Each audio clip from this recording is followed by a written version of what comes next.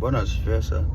Watu wa Mungu, nikiwa katika mazingira haya muda huu, ninawasalimu kwanza nyote kupitia uwezo wa jina la Yesu. Ninaamini mpo salama kwa asilimia zote.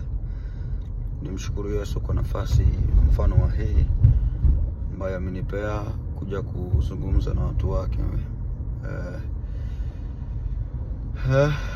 Tukiwemo katika dhiki, katika mazingira ambayo kwa asilimia kubwa yanavunja moyo, lakini nasema kwamba usiwe na sababu yoyote ambayo itakutoa kwa Mungu. Usiwe na sababu yoyote itakayokutoa kwa Mungu.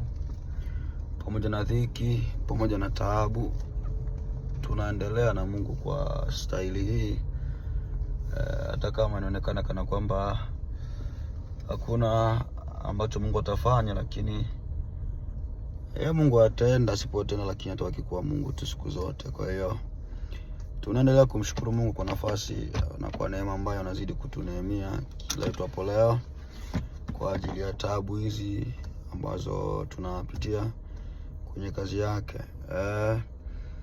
Najua nimekaa kimya kuanzia niseme ni siku 3 sasa sijakaa kwenye mtandao.